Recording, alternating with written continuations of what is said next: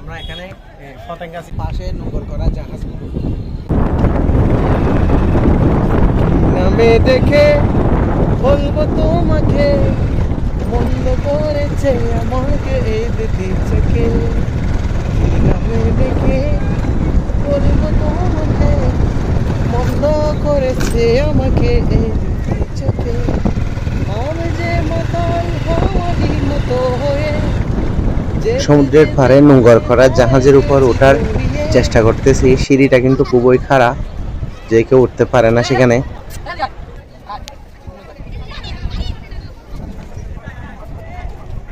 তো কিছুক্ষণ আগে বলছিলাম আমরা জাহাজ ওইটাতে উঠছিলাম, এটা থেকে এখন আমরা এটাতে উঠে গেছি।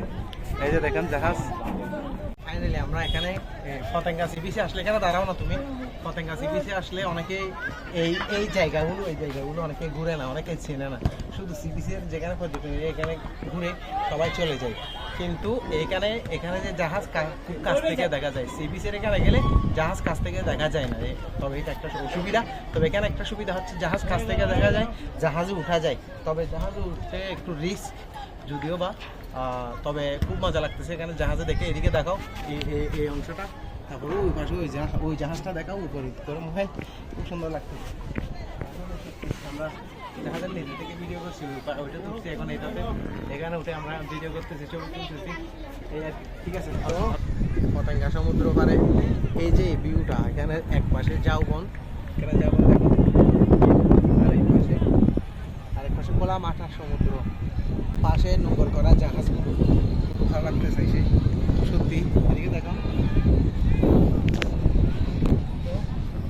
এখানে বসলাম, সুন্দর লাগতেছে। এখানে রং চা বিক্রি করতেছে। তো যারা যারা পতেঙ্গা সমুদ্র পাড়ে আসবেন, বিশেষ করে এই ভিউটা উপভোগ করার জন্য এখানে আসবেন। এখানে জাহাজ ক্রিয়েট করা হয়, এখানে সবগুলো জাহাজ থেকে শহরের কোলাহল থেকে দূরে গিয়ে একটু স্বস্তির নিঃশ্বাস নেওয়ার জন্য ঠিক এইরকম একটি জায়গার প্রয়োজন। তাই আপনিও চলে আসুন ঠিক এই জায়গাটাতে। এখানে আপনি আসলে দেখতে পারবেন সবুজ ঘাসে আবৃত বিশাল মাঠ পেরুলেই পরে সীমাহীন সমুদ্র আপনি স্বচক্ষে দেখতে পারবেন। সবুজ ঘাসের উপর বসে উপভোগ করতে পারবেন নীল জলরাশির সমুদ্র। যখন সমুদ্রের হিমশীতল বাতাস আপনার শরীরে স্পর্শ করবে, তখন আপনার শরীরে সব ক্লান্তি দূরীভূত হয়ে মনে এক স্বস্তি বা শান্তি উপভোগ করতে থাকবেন। ভিডিওটি শেষ পর্যন্ত দেখার জন্য আপনাকে অসংখ্য ধন্যবাদ। ভিডিওটাতে লাইক, কমেন্ট, শেয়ার এবং আইডিতে ফলো, ইউটিউব চ্যানেলে সাবস্ক্রাইব করে পাশে থাকবেন। আল্লাহ হাফেজ।